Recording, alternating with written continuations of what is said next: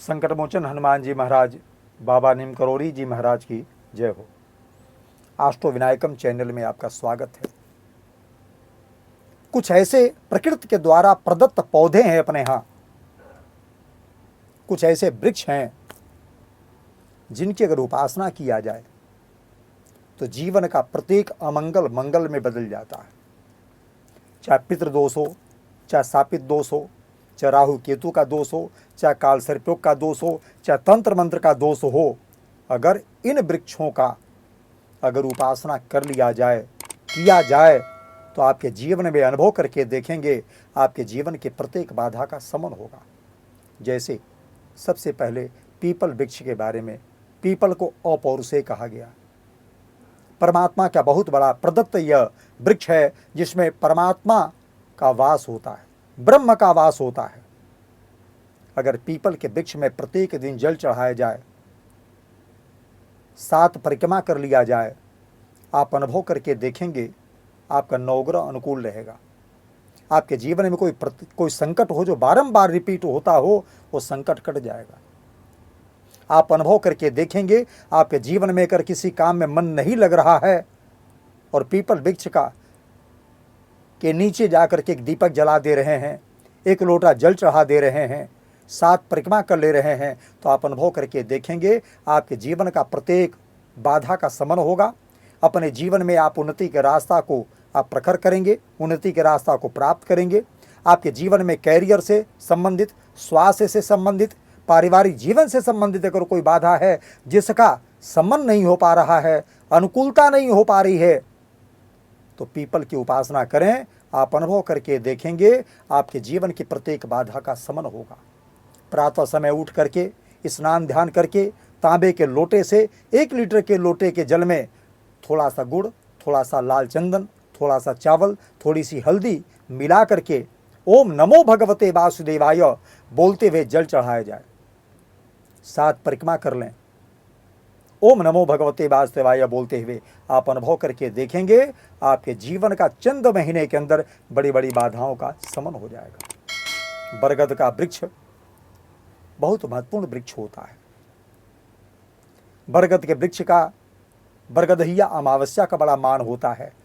वैवाहिक जीवन नगण्य होने का योग हो, पारिवारिक जीवन न चलने का योग हो, वैवाहिक जीवन में सफलता न प्राप्त होने का योग हो, आजीवन सहयोग न प्राप्त होने का योग हो, अगर अरिष्ट ग्रह बैठे हों तो बरगद के वृक्ष का अगर उपासना किया जाए, 1 लोटा जल चढ़ा करके 9 परिक्रमा कर लिया जाए, अगर सूत बांध लिया जाए प्रत्येक अमावस्या के दिन और बांधते हुए हरिओम तत्सत बोलते रहा जाए, आप अनुभव करके देखेंगे जीवन की प्रत्येक बाधा का शमन हो जाएगा। अमावस्या तिथि में अगर 1 लोटा जल चढ़ा करके, 1 दीपक जला करके सफ़ेद सूत को बांध दिया जाए, 7 परिक्रमा या 9 परिक्रमा या 11 परिक्रमा या 27 परिक्रमा या 108 परिक्रमा अगर करने की क्षमता है, करके देखें। आप अनुभव करके देखेंगे चंद महीने के अंदर कि आपके पारिवारिक जीवन में अगर कोई बहुत बड़ा अरिष्ट ग्रह होगा, कोई बहुत बड़ा संकट होगा, कोई पारिवारिक जीवन में, वैवाहिक जीवन में, वो ठीक हो जाएगा और बरगद की अनुकंपा से आपके जीवन में मंगल ही मंगल होगा। पाकड़ के वृक्ष के बारे में प्रत्येक जनमानस, प्रत्येक हिंदू जानता है। पाकड़ वृक्ष में अपौरुषेय की क्षमता दी गई है, माना गया है प्रकृति प्रदत्त है, ईश्वर प्रदत्त है। रविवार के दिन, मंगलवार के दिन, पूर्णिमा तिथि में, अमावस्या तिथि में अगर जाकर 1 लोटा जल चढ़ा दिया जाए, चारों कोने पर 2 देसी घी का, 2 सरसों तेल का दीपक जला दिया जाए, संध्या समय और सुबह आधा घंटा जाकर के 30 मिनट का समय लगा करके भगवान विष्णु जी महाराज का स्तुति पढ़ लिया जाए, नारायण कवच पढ़ लिया जाए अथवा विष्णु सहस्त्र नाम का पाठ कर लिया जाए, आप अनुभव करके देखेंगे आपके जीवन की प्रत्येक बाधा का शमन होगा। दैवी शक्तियों का आपके मस्तिष्क में, आपके शरीर में, आपके चेहरे पर कांतिक रूप में अनुभूति होने लगेगी। लगेगा जैसे आपके वाणी में ओजस्विता आ रही है, सत्यता आ रही है, आप जो बोल दे रहे हैं वो सत्य होने लगेगा। आप अनुभूति करके देखेंगे आपके जीवन में प्रकृति की बहुत बड़ी अनुकंपा हो रही है। केले का वृक्ष, केले का पौधा अपने घर के मुख्य दरवाजे पर नहीं लगाने चाहिए, छत पर लगा सकते हैं, किनारे लगा सकते हैं, मकान के प्रांगण में, किसी मंदिर में लगवा सकते हैं। शादी का योग न हो, पढ़ाई का योग न हो, जीवन में बहुत बड़ी बाधाएं हों, बृहस्पतिवार का व्रत कर लिया जाए।